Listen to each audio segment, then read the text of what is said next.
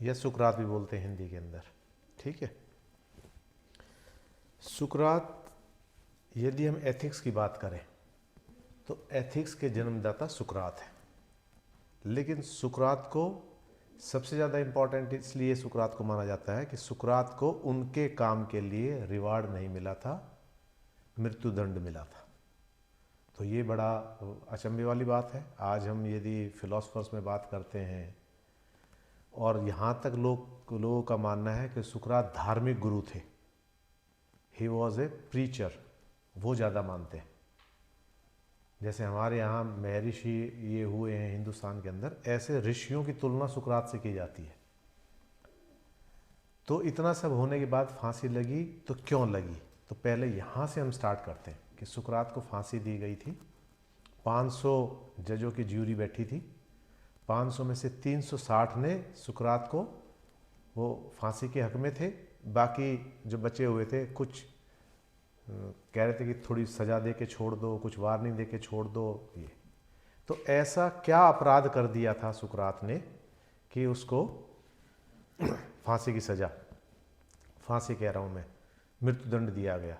Hemlock करके एक जहर था, ऑप्शन दिए जाते थे उसमें, तो हेमलॉक करके एक जहर दिया गया था। तो हेमलॉक पिया उन्होंने, उसके कुछ समय बाद वो मर गए। तो सुकरात को लेकर बहुत सारी कहानियाँ हैं। तो जब वो हेमलॉक, जो बंदा घिस रहा था उसको तैयार कर रहा था हेमलॉक को, हेमलॉक एक पौधे का अर्क होता है, वो जहरीला होता है, धीरे धीरे करके आपके नर्वस सिस्टम को डाउन कर देता है और आप मृत्यु के आगोश में समा जाते हो।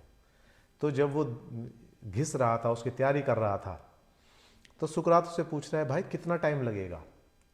तो वो, उसको लग रहा है कि एक अच्छे आदमी को मृत्यु दी जा रही है तो मैं देर लगाऊं, जितनी देर कर सकता हूं उतनी देर करूं, ताकि सुकरात और जल्दी जिए, और ज़्यादा जी पाए, कुछ पल कुछ लम्हे तो और जिए।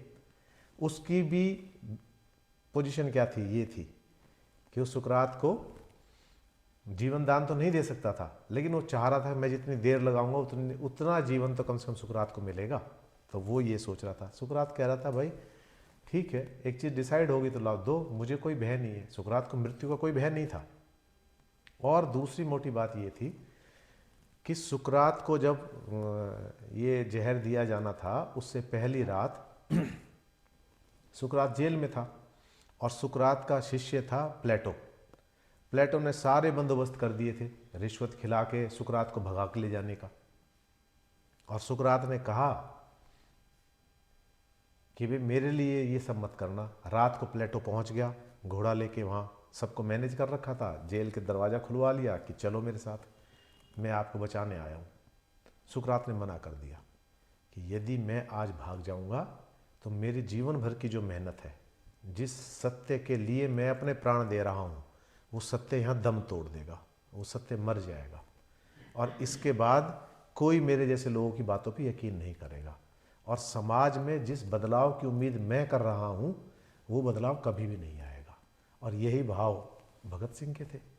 भगत सिंह भी तो यही कहते थे कि ऐसा नहीं है कि मेरे फांसी लगने से देश आज़ाद हो जाएगा।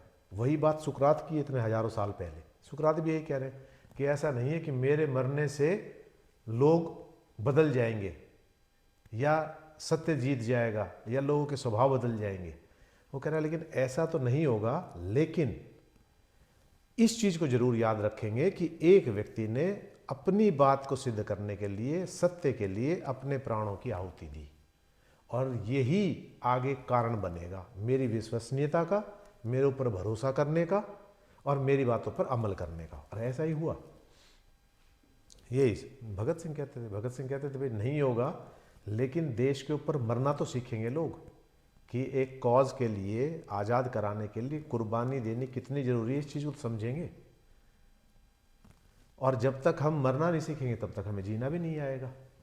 तो वो भी इस चीज़ के पक्षधर थे। तो यहाँ उन्होंने इनकार कर दिया और प्लेटो को बड़ी निराशा के साथ बाहर जाना पड़ा। प्लेटो ने अपने गुरु के जितने डायलॉग्स थे, जो विचार थे, उनको फिर लिखा, क्योंकि कोई लिखित दस्तावेज सुकरात ने कोई चीज़ लिखी नहीं। तो यहाँ से तो अब सवाल उठते हैं कि किन चीज़ों के लिए उल्टा चल रहे हम, फांसी दी गई। तो 3 मेन कॉज थे। जिनके लिए फांसी दी जा रही थी। 3 आरोप सुकरात के ऊपर लगे थे। तो पहला आरोप क्या लिखा था? For denying the national God first.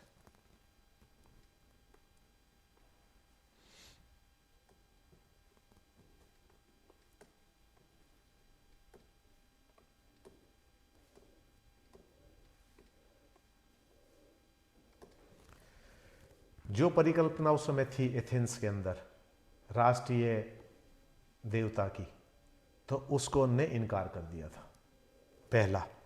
और दूसरा आरोप जो लगा था वो था for setting up new God.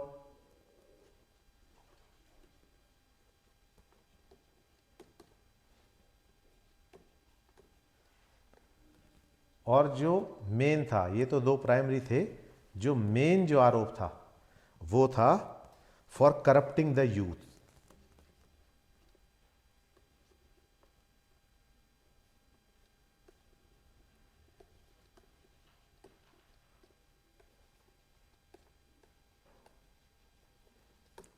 Corrupting the youth. ये अब सवाल उठता है कि यहां उन्होंने कैसे करप्ट किया यूथ को। इन तीनों पर एक करके आएंगे, तो पहले यूथ पे आ जाते कि उन्होंने यूथ को कैसे करप्ट किया।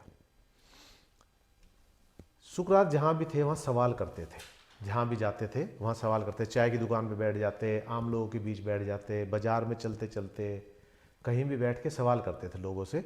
और उन सवाल का मकसद होता था कि उनको उस चीज़ के बारे में जागरूक करना, किसी चीज़ के बारे में।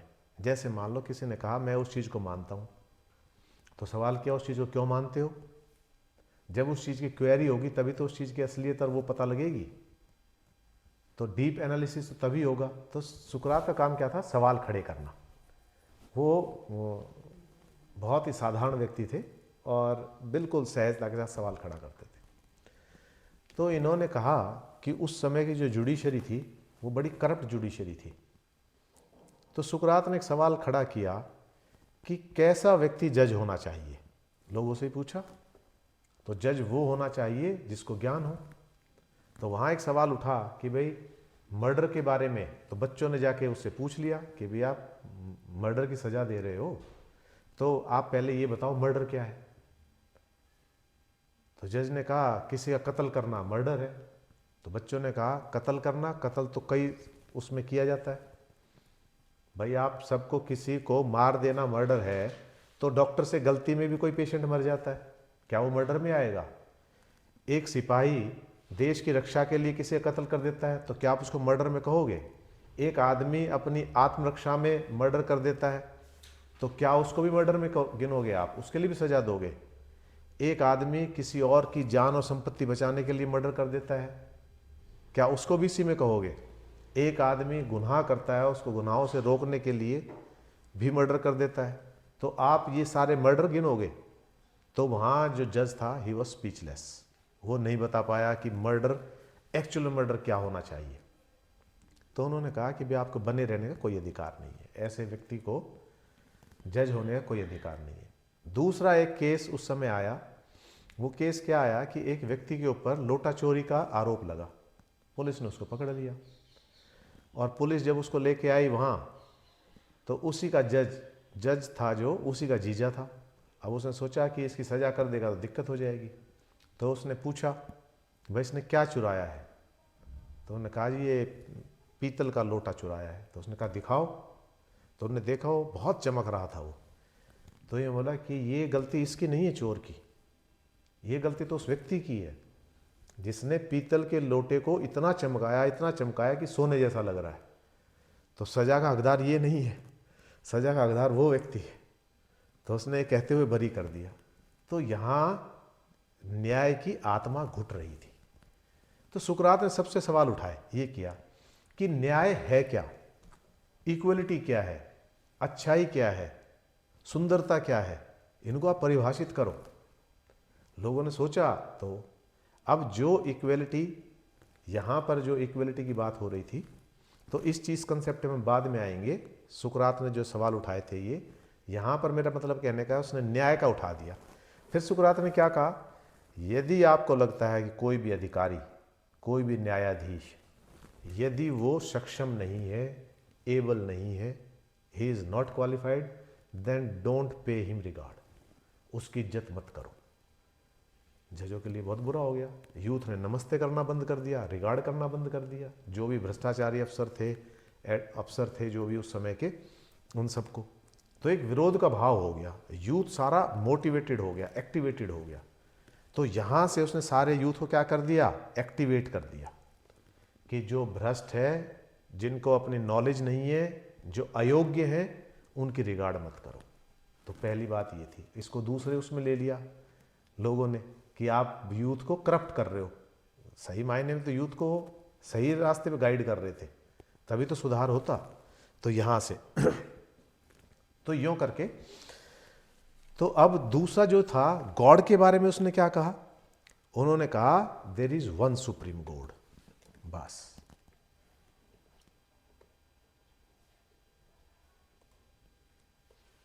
गॉड अलग अलग नहीं है, ना कोई राष्ट्रीय गॉड है, ना इस राष्ट्र का अलग है, ना उसका अलग है, ये सब एक ही ईश्वर है।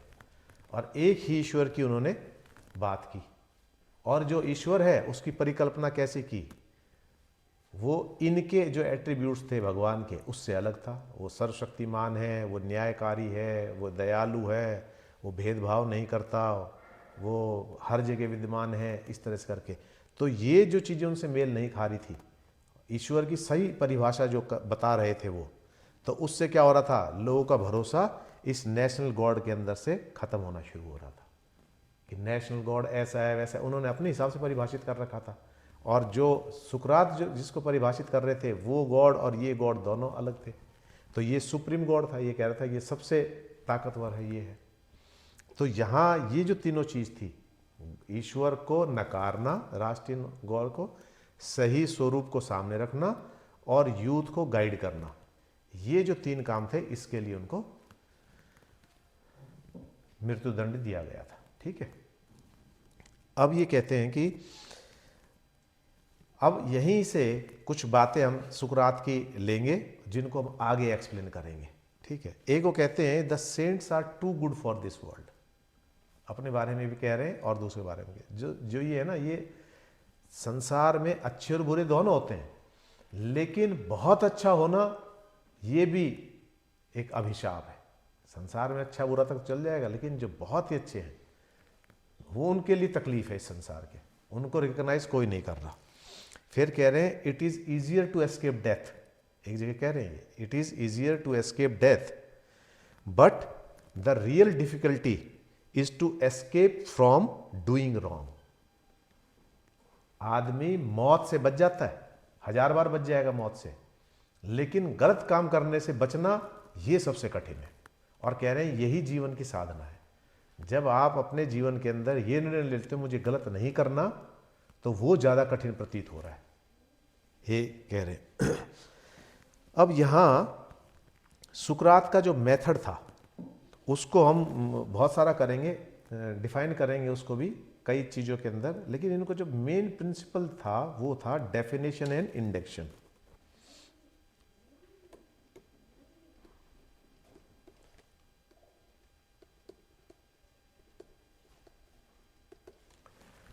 तो डेफिनेशन क्या होगी, उस चीज़ की बार बार, जैसे हम मान लो कुर्सी को डिफाइन करते हैं, तो कुर्सी को डिफाइन करते हैं तो आप क्या बताओगे कि इसकी 4 टांगे होती है, बैठने का होता है, फिर एक बताएगा इसमें बैक भी होती है, बैक नहीं होगी तो स्टूल होगा, फिर कहेगा कि बस इतनी परिभाषा है, फिर कहेगा नहीं इसमें आर्म भी होती हैं हाथ रखने के लिए।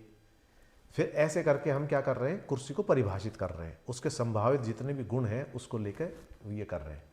और ये जो डेफिनेशन आ रही है किससे आ रही है, यहाँ परसेप्शन से आ रही है यहाँ पर।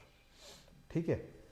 तो यहाँ परसेप्शन और कंसेप्शन, इन दोनों के अंदर अंतर उसने बताया है। तो डेफिनेशन तो ठीक है, समझ में आ गया। इंडेक्शन क्या है, जैसे मान लो म्यूजिक बज रहा है, तो म्यूजिक बज रहा है तो आप अपने आप से कोई चीज़ फील कर रहे हो, और एक चीज़ आपको फील कराई जाए, जैसे आप नेचुरल वे में म्यूजिक में कुछ सुन रहे हो, आपका ध्यान नहीं है, लेकिन एक व्यक्ति आपको फील कराता है, वो कहता है देखो इसके अंदर एक आवाज़ ये भी आ रही है कंघा बजने की, तो जैसे हमने जब अपनी फिल्म के लिए म्यूज़िक तैयार कराया था तो उन्होंने एकॉस्टिक म्यूज़िक बजवाया था। एकॉस्टिक म्यूज़िक होता है जिसके अंदर लाइव बजता है। तो उन्होंने 5, 6, 7 इंस्ट्रूमेंट बजाए थे। तो उन्होंने कहा कैसा लग रहा है, मैंने कहा बहुत अच्छा लग रहा है। तो फिर यूँ बोले कि इसके अंदर अभी हम फिलर डालेंगे, ये और अच्छा लगेगा। तो फिलर के अंदर उन्होंने क्या डाला कि ग्लास है, उसके ऊपर कंघा बजाया, कंघे की जो आवाज़ आती है वो है, कहीं घंटी की आवाज़ डाली उसके अंदर बीच बीच के अंदर, कहीं और आवाज़ें डाली। तो ये जो फिलर थे इसने उसको और सुंदर बना दिया। तो इंडक्शन का मतलब आप समझ रहे हो कि एक चीज़ पर विशेष रूप से फोर्सफुली ध्यान दिलाना, ये इंडक्शन हो जाएगा। ठीक है, डेफिनेशन तो हमने कर दी है, लेकिन उस डेफिनेशन के अंदर जब उसको ध्यान दिलाएंगे तभी तो उसकी तरफ आकर्षण होगा, तभी तो पूरी डेफिनेशन बनेगी। तो यहाँ जिस चीज़ की बात कर रहे हैं ये कह रहे हैं परसेप्शन और कंसेप्शन, ये मेन इनका है। तो इस चीज़ को हम देखते हैं, perception and conception.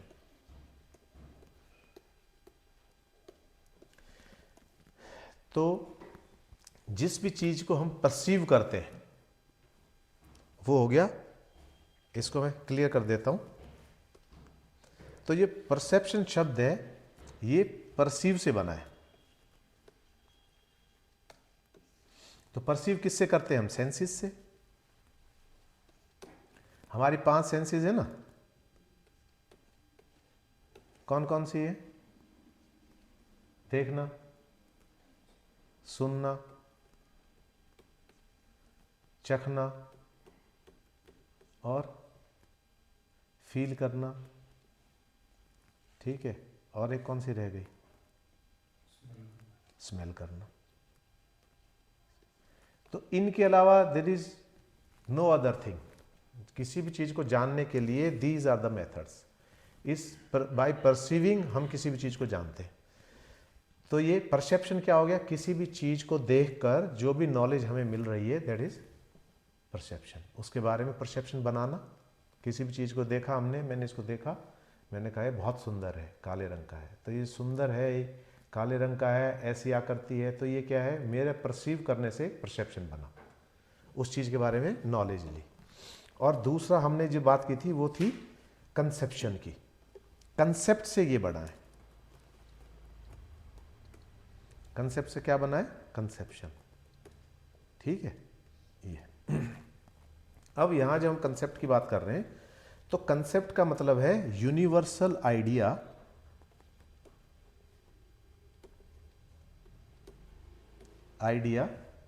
Of a class.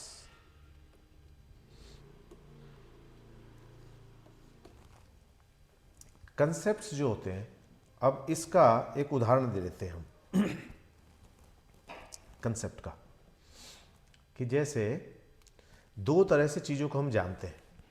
एक जानते हैं क्लास के रूप में और एक जानते हैं पर्टिकुलर के रूप में। ठीक है, एक कैसे जानेंगे? उनको जाति, जिसको क्लास को हम जाति भी कहते हैं। ठीक है, जाति के रूप में, जाति यूं नहीं लिखा जाएगा,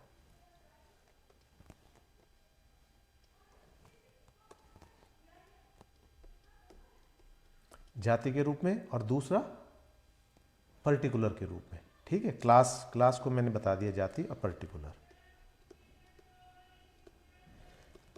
अब यूं समझ लो कि जैसे गाय एक जाति है। ठीक है, तो यहां हमने उदाहरण ले लिया गाय।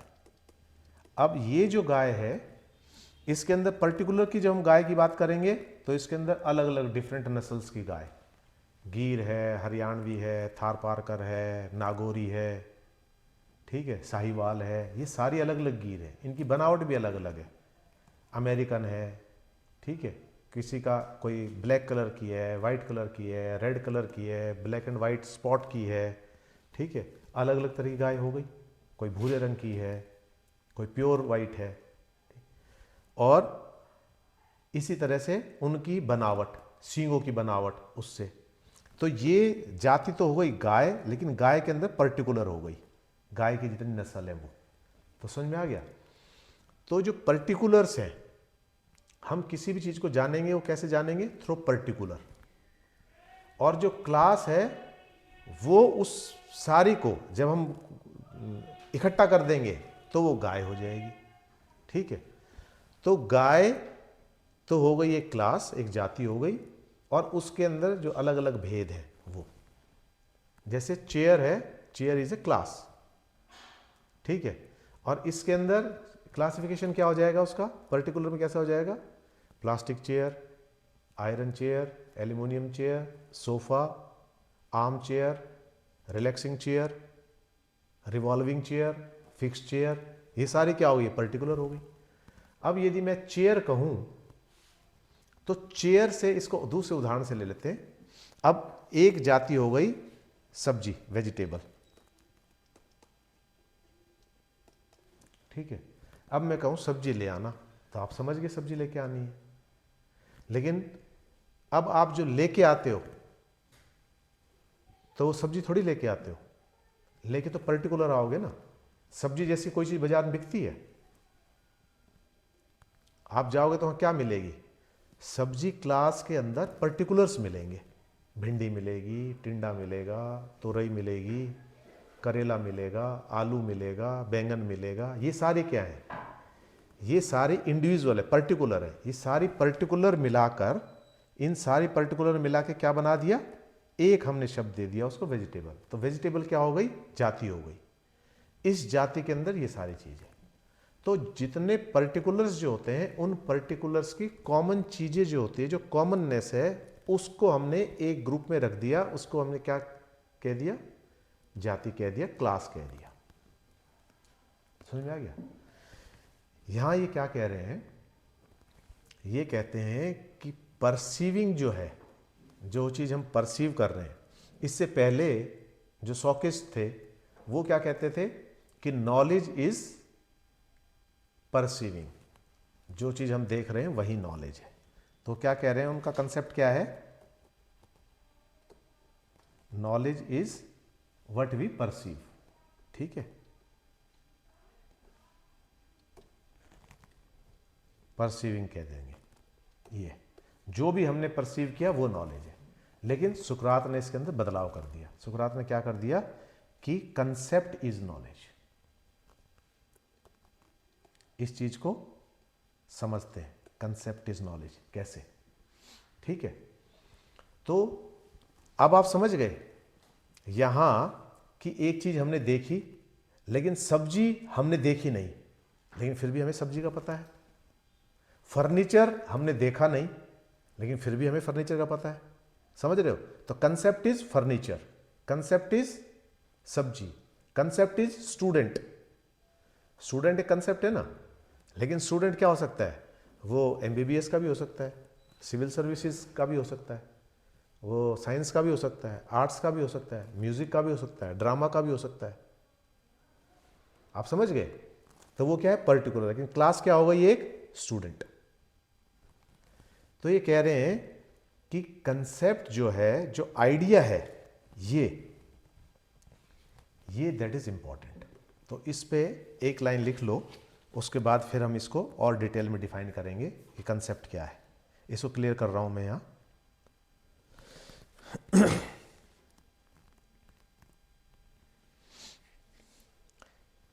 तो ये है observation of particular things,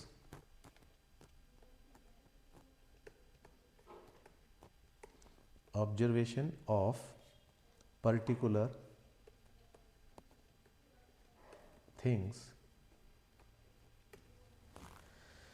things cannot yield the conception of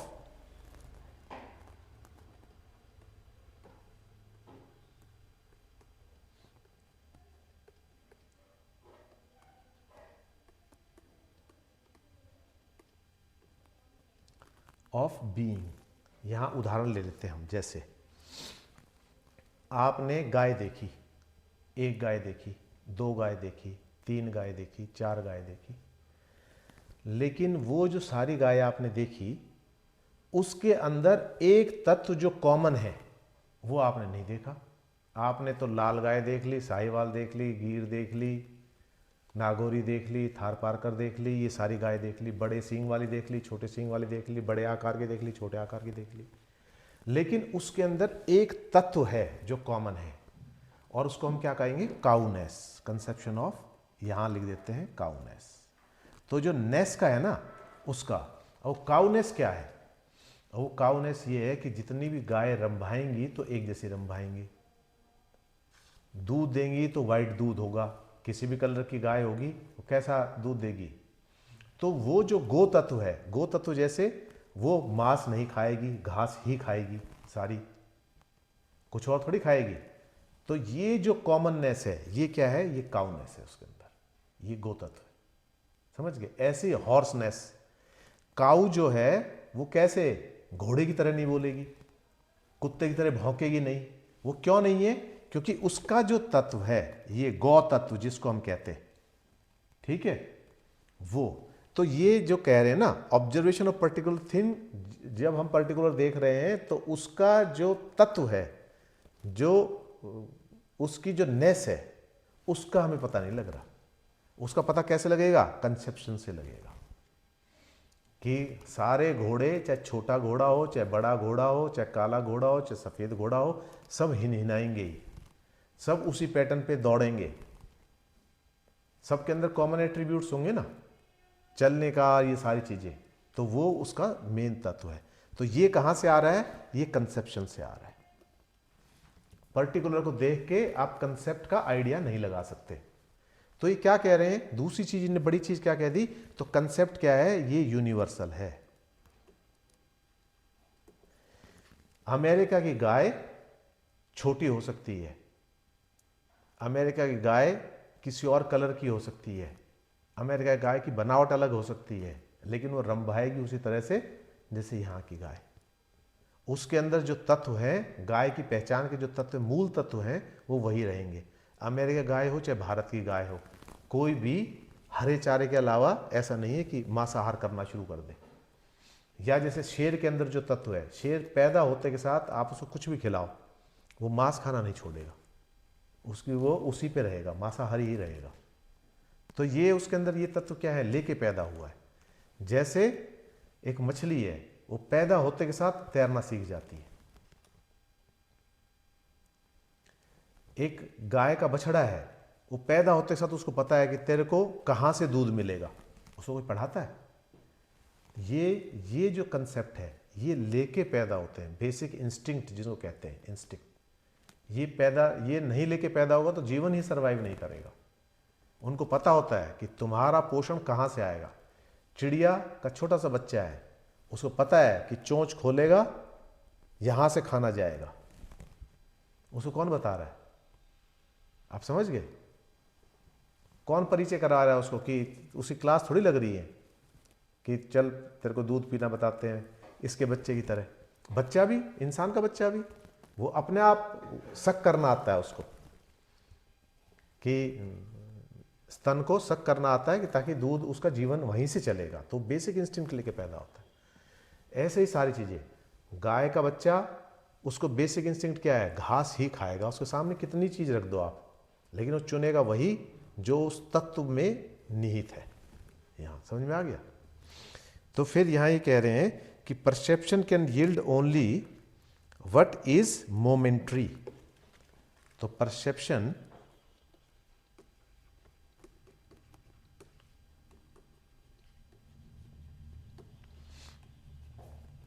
only what is momentary, ठीक है। बिकॉज मोमेंट्री, तो मोमेंट्री क्या होगी, बिकमिंग, ये ठीक है, आप बन रहे हो। लेकिन कंसेप्ट क्या है, कंसेप्ट है बीइंग, क्या हो। तो concept alone can take us to being. ये सब सुकरात ने बातें कही है उस समय देखो कैसे अलग अलग कर रहे थे। तो बीइंग क्या है, बीइंग जो काउनेस की बात कर रहे थे, हॉर्सनेस की बात करते हैं, हम असलियत में क्या है, वो तत्व क्या है, वो आधार क्या है, वो कॉमननेस क्या है, वो यहां से निकल के आ रही है। जैसे वेजिटेबल थी वो, और लेकिन वेजिटेबल पर्टिकुलर्स अलग अलग थे। तो पर्टिकुलर्स को हम देखकर कंसेप्ट का वो नहीं कर सकते, नॉलेज नहीं आ सकती हमें। तो ये यहाँ क्या कह रहे हैं कि perception can yield only what is momentary, क्या है बस अभी फिलहाल वो, लेकिन उसमें क्या तत्व है वो किससे पता लगेगा, कंसेप्ट से। तो कंसेप्ट जिसको हम आइडिया भी कहते हैं हिंदी में जिसको तत्व कहते हैं, तो आप समझ गए। तो ये कह रहे हैं कि आइडिया ओनली प्रिवेल्स, आइडियाज को इन्होंने परसेप्शन से ज्यादा माना है। समझ गए आप कंसेप्ट। जैसे उदाहरण के लिए कि यदि मैं कहूं चेयर, तो आप कोई भी चेयर उठा लाओगे, प्लास्टिक की चेयर उठा लाओगे, सोफा भी उठा लाओगे, तो आपने उस चेयर को कैसे पहचाना? या आप गए, एक कबाड़ का कमरा है, उस कमरे के अंदर आपने देखा कि एक 3 ही टांग थी, तो भी आपने उसको पहचान लिया चेयर है। उसकी बैक टूटी हुई थी तो भी आपने पहचान लिया चेयर है। एक की आर्म टूटी हुई थी तो भी आपने पहचान लिया चेयर है।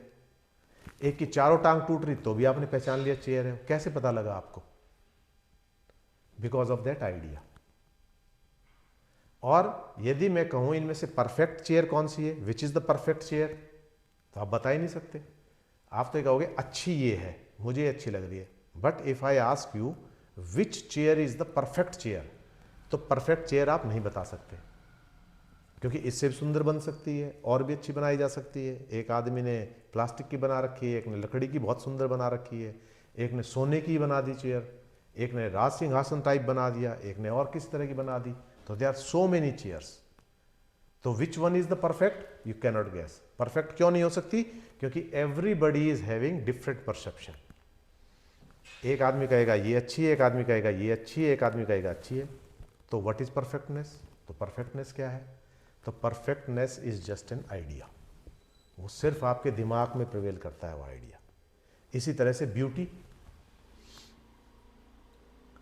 अब आप मैंने दिखाया तो आपने कहोगे भाई बहुत ब्यूटीफुल है, दिस इज वेरी ब्यूटीफुल। तो मैं कहूँगा no, this is not beautiful, this is pain. How you can say it beautiful? तो आप कहोगे सर इसका कलर बहुत अच्छा है। तो कलर भी एक एट्रीब्यूट है इसका। तो colour is not beautiful, colour is black. Colour beautiful थोड़ी है, कलर इज ब्लैक। तो फिर आप कहोगे तो सर हम ब्यूटी डिफाइन ही नहीं कर पाएंगे। तो आप कोशिश करो ब्यूटी को डिफाइन करने की। एक आदमी का पर्टिकुलर आपने अरेंजमेंट देखा, चेहरा देखा, उसकी नाक ऐसी थी, आंखें ऐसी थी, ये करके आपने उसको ब्यूटीफुल कह दिया। But beyond that it is nothing. आंखें तो हर आदमी की थी, लेकिन आपने पर्टिकुलर शेप कह दिया। फिर हमने एक और चेहरा दिखाया, अब आपका कंसेप्ट फिर बदल गया, ही इज मोर ब्यूटीफुल। एक आदमी आंख, नाक और ये और 2 कान, ये सबके ही हैं। इनके एक अरेंजमेंट को तो आप ब्यूटीफुल कह रहे हो, लेकिन उससे अच्छा अरेंजमेंट आ गया तो आप कह रहे हो नहीं ये भी ब्यूटीफुल है, नहीं ये और ब्यूटीफुल है। जैसे एक हीरोइन आपने देखी ये सुंदर है, फिर दूसरी हीरोइन के लिए कहते हो नहीं ये भी सुंदर है, तीसरी सुंदर। तो आप उसके अंदर कोई ऐसी चीज आपको नजर नहीं आ रही कि जिसको आप कह दो। ये कहोगे कि इसका नाक सुंदर है, तो नाक है, इसमें क्या सुंदर है? तो यदि मैं कहूं कि इसका नाक सुंदर है, चलो आपकी बात मान ली हमने, इसका नाक सुंदर है, हमने उस नाक के डायमेंशन ले लिए, इतना लंबा, इतना ये। अब हम उस नाक को किसी और के चेहरे पे लगाते हैं, तो क्या वो व्यक्ति सुंदर हो जाएगा? वो हो सकता है और भी कुरूप हो जाए जैसा है उससे। अफ्रीकन लोगों की नाक जैसी होती है, उसको एक यहाँ के लोगों की नाक लगा देंगे, तो वो सुंदर लगेगी? नहीं लगेगी। तो फिर ये भी सुंदर नहीं है। तो सुंदरता क्या है? Then what is beauty? Beauty is just an idea, ये कह रहे हैं। और इसी चीज को समझना होगा। तो ब्यूटी क्या हो गई? ब्यूटी आइडिया है। आइडिया क्यों है? क्यों? और आइडिया इज यूनिवर्सल, वही यूनिवर्सल होगा, क्योंकि हर आदमी की दृष्टिकोण में ब्यूटी, इक्वलिटी, जस्टिस, गुडनेस, ये सब, यही तो सवाल उठा रहे हो। वो कह रहे हैं कि आप इक्वलिटी की बात कर रहे हो, मैथ्स में तो आप 2 लाइन को इक्वल कर दोगे, ये लाइन और ये लाइन, ठीक है, मैथ्स के अंदर इक्वल हो गई। पर वैसे आप इक्वल करो, आपने कहा मेजरमेंट की दोनों की, नहीं निकली इक्वल। 2 स्टोन को आपने कहा ये बराबर वजन के हैं, आपने अंदाजे से कहा, खूब दिमाग लगा लिया, परसेप्शन से खूब दिमाग लगा लिया, दिमाग लगाने के बाद भी कह दिया ये बराबर होंगे, उनमें भी वेरिएशन मिल गई। तो क्या है, ये जो चीजें हैं ये क्या बता रहे हैं, ये कह रहे हैं कि परसीविंग से हम वहां तक नहीं पहुंच पाते। तो नॉलेज क्या है इनके अकॉर्डिंग, अब आप समझ गए। पहले क्या कह रहे थे कि what is knowledge, perception, perceiving is knowledge, whatever we are seeing that is knowledge. और अब कंसेप्ट चेंज कर दिया इन्होंने, क्या कह दिया इन्होंने कि क्या है नॉलेज, आइडिया, कंसेप्ट, ये नॉलेज है। ठीक है, क्योंकि कोई भी चीज परफेक्ट नहीं है, एक आइडिया है दैट इज ओनली परफेक्ट, और उस परफेक्ट आइडिया के तहत ही हम काम करते हैं। इंप्रूवमेंट जो डेली डेली आती जा रही है ना, ये चेयर और अच्छी हो गई, और अच्छी चेयर बना दी, और अच्छी चेयर बना दी, वो कहां से आ रही है, वो उस आइडिया से। We are matching that idea यहां से। तो ठीक है, यहां तक क्लियर। थोड़ा सा लंबा हो जाएगा लेकिन बेस है, जहां ना समझ में आए वहां मेरे को बता देना। तो persons have knowledge of absolute. तो हमें सिर्फ ज्ञान किस चीज का होता है, एब्सोल्यूट का। एब्सोल्यूट, यहां मैं इसको दोबारा लिख देता हूं,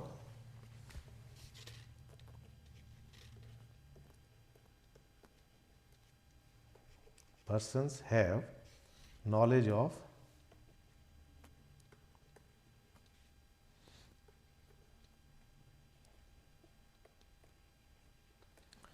एब्सोल्यूट इक्वलिटी। बहुत गहरी बात कर रहे हैं इसके साथ। जस्टिस, वर्च्यू, वर्च्यू होती है जिसको आप मूल्य कहते हो, ठीक है, गुडनेस एक्सेट्रा। ठीक है, अब इसके साथ क्या एक इंपॉर्टेंट बात कह रहे हैं, but they become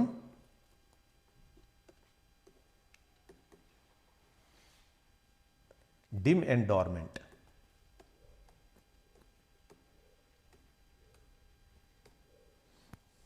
In them because of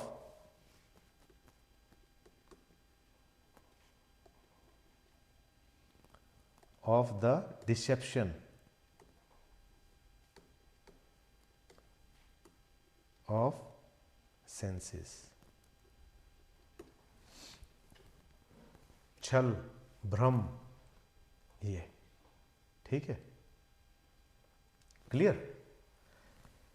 ये दूर से हमें चीज लगा कि इक्वल है, कई बार हो जाता है ना, जैसे मैं ये दो पिक्चर ड्रॉ करता हूं, ये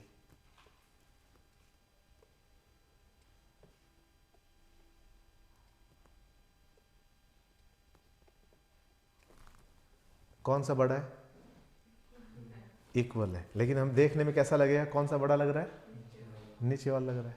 तो ये यही कह रहा है कि डिसेप्शन ऑफ सेंसेस।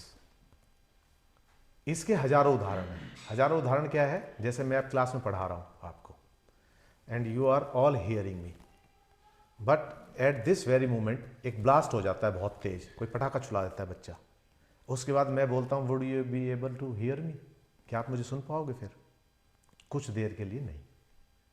तो मैं तो बोल रहा हूं, आपके कानों तक भी रिसीव हो रहा है, लेकिन ये क्या है, डिसेप्शन ऑफ सेंसेस। आपने बहुत तेज मीठी चीज खा ली, उसके बाद कोई हल्की मीठी चीज दी जाए तो आपको मीठा लगेगा ही नहीं, हालांकि वो चीज मीठी है। तो ये क्या है, डिसेप्शन ऑफ सेंसेस।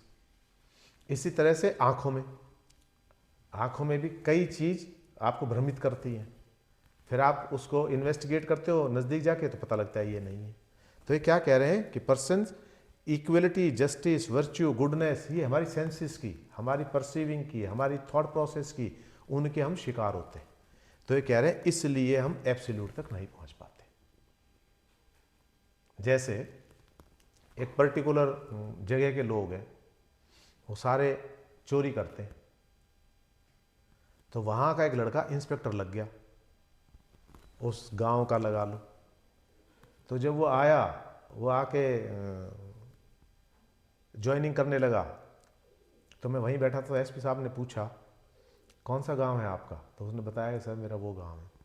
तो मैं बोला अच्छा, चोरों के गांव के भी पुलिस बनने लग गए। तो अब ये क्या है, मिसकंसेप्शन ही है। क्यों नहीं बन सकते भाई, एबिलिटी और सारी चीज़ तो है उसमें। तो हम क्या करते हैं कि जो चीज़ ज़्यादा दिखाई देती है वैसी अपनी धारणा बना देते हैं।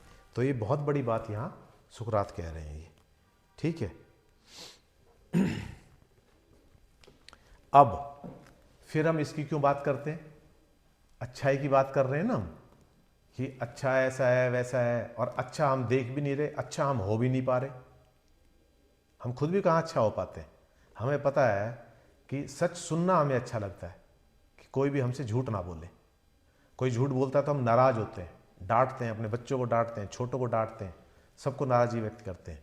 लेकिन जब हम झूठ बोलते हैं खुद, तब क्या हम झूठ नहीं बोलते? तो हम झूठ क्यों बोलते हैं फिर? तो सवाल यहाँ उस चीज़ पे भी खड़ा कर रहे हैं। तो ये कह रहे हैं फिर इतना अंतर क्यों? तो उसका जवाब दे रहे हैं ये, आगे लिख लो, but in their pristine glory,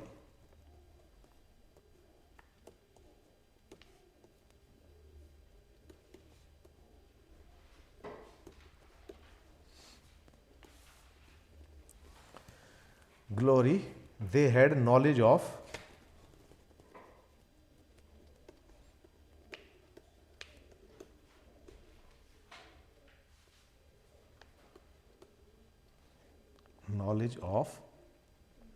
absolute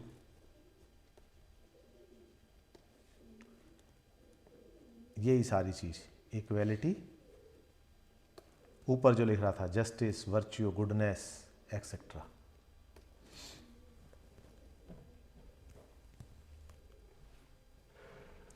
ठीक है। अब ये एक बात और कह दी इन्होंने, अपवाद भी हुए। हरीशचंद्र सत्य के प्राय माने जाते हैं, कि हरीशचंद्र सत्य, सत्य की बात करते तो कहते हैं तू आया बड़ा हरीशचंद्र। इसका मतलब क्या है कि सत्य का पर्यायवाची कोई शब्द है तो हरीशचंद्र है। तो यहां कह रहे हैं बट देयर, प्राचीन जो है ग्लोरी, किन्हीं व्यक्तियों ने इस तरह की जीवन जिया है, उन्होंने क्या बना दिया, नॉलेज ऑफ एब्सोल्यूट। जिन्होंने एक्सट्रीम में जाके न्याय किया है, जिन्होंने एक्सट्रीम में जाके गुड़ हुए हैं, जो बहुत अच्छे हुए हैं, उन लोगों को क्या कर दिया हमने, उनको क्या बना लिया, ये उनको आदर्श बना लिया। और हम कोशिश क्या करते हैं उन जैसे चलने की, और उन्हीं के अंदर हमें एब्सोल्यूटिज्म नजर आता है कि हरिश्चंद्र से ज्यादा सत्य और कौन बोल सकता था, या कौन बोल सकता है। उसके पूरे जीवन का उदाहरण है। उसने अपने बच्चे को दांव पे लगा दिया, औरत को दांव पे लगा दिया, खुद बिक गया, ड्यूटी ईमानदारी से कर रहा है, ये सारी चीजें। तो आप समझ रहे हो, इसी तरह से किसी ने न्याय किया होगा, जैसे राजा सीबी का है, उसके अंदर कबूतर आ गया एक दरबार के अंदर, और कबूतर कहने लगा महाराज मुझे बचाओ। तो इसके पीछे एक बाज आ गया, तो बाज कहने लगा महाराज ये तो मेरा शिकार है, भाई आप तो मेरे साथ अन्याय करोगे, यदि मैं इस कबूतर को नहीं खाऊंगा तो मैं मर जाऊंगा, फिर आपका न्याय कहाँ हुआ। तो राजा बोला कि ये कबूतर मेरी शरण में आ गया तो इसकी रक्षा करना भी मेरा धर्म है, और तू मेरे राज्य में है तो तेरा पालन करना भी मेरा धर्म है। तो ठीक है, इसकी तू जान बख्श, तेरे भोजन की व्यवस्था मैं करता हूं। तो उसने कहा मुझे मांस ही चाहिए। तो राजा ने अपना मांस काट के दिया उसको, कबूतर के वजन के बराबर तोल के अपना मांस दिया। तो ये न्याय है, लेकिन ऐसा हर कोई थोड़ी कर सकता है, हर कोई राजा सीबी थोड़ी हो सकता है। लेकिन उस व्यक्ति ने क्या किया, उस व्यक्ति ने एक आदर्श बना दिया, एक आदर्श स्थापित कर दिया उसने। क्लियर? तो ऐसे ही हर क्षेत्र के अंदर लोगों ने बहुत ऊंचे आदर्श स्थापित कर दिए। तो ये क्या कह रहे हैं कि प्राचीन उसके अंदर है, तो हमें नजर आता है कि ये चीज अचीव की जा सकती है इन आदर्शों को। इसलिए तो कह रहे हैं, अब सुकरात समझ में आ रहा है सुकरात कैसे गाइड कर रहे हैं यूथ को। वो कह रहे हैं कि ऐसा नहीं है, ये चीजें इम्पॉसिबल है, लेकिन हम अपनी सेंसेस के अधीन है। वो कह रहे हैं ना डिम एंड डोरमेंट, हमारी जो सेंसेस हैं, सेंसेस हमारे ऊपर कब्जा करती हैं, हम इंद्रियों के गुलाम हैं, इसलिए हम उन वर्च्यूज को नहीं जी पाते। तो आपको क्या निकलना है, इस गुलामी से बाहर निकलना है, कहने की हिम्मत करनी है। चमचागिरी, चापलूसी ये छोड़नी है, तभी आप अच्छे बन पाओगे। तो ये सारी चीज़ें लेते हुए उन्होंने यूथ को मोटिवेट कर दिया, यूथ एक्टिवेट हो गया। तो अब ये कह रहे हैं कि लर्निंग क्या है, फिर सीखना क्या है। तो learning, what we call learning is really just recollection, उन चीज़ों को, ठीक है। तो इट इज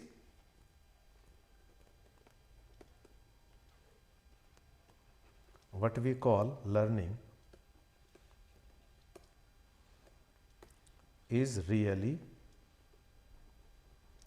just recollection.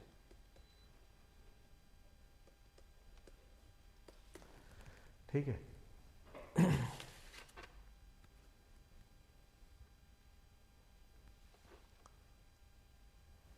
तो यहां तक का समझ में आया।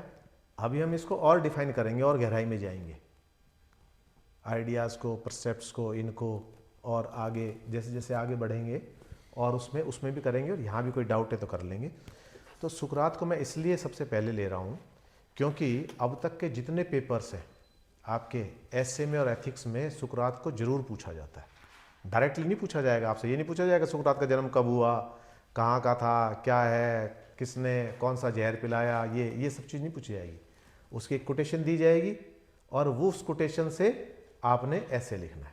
तो जब आप सुकरात के पूरे कंसेप्ट्स को समझ लोगे तो आपके लिए बहुत आसानी हो जाएगी वो ऐसे लिखना, और भी अन्य ऐसे भी लिखना बहुत आसान हो जाएंगे, ठीक है। तो 2-3 कोटेशन आज हम देखते हैं, अगली बार फिर इनको डिफाइन करेंगे। तो ये कहते हैं कि ज़िंदगी की खुशी ज़्यादा से ज़्यादा कीमती चीज़ पाने में नहीं, बल्कि जो खुद के पास है उसका आनंद लेने में है। ये तो it can be a topic of ऐसे ऑल्सो, ठीक है। तो ये आप लिख लो, इस पे आप एक लिख के लाओगे, ठीक है। तो जिंदगी की खुशी ज़्यादा से ज़्यादा कीमती चीज़ पाने में नहीं, बल्कि जो खुद के पास है उसका आनंद लेने में ही है।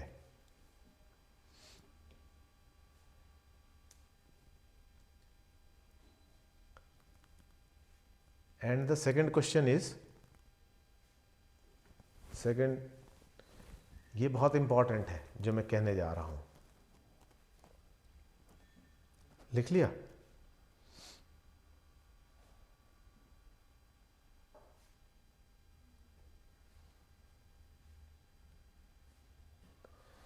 कुछ भी इतनी अच्छी तरह से सीखा नहीं जाता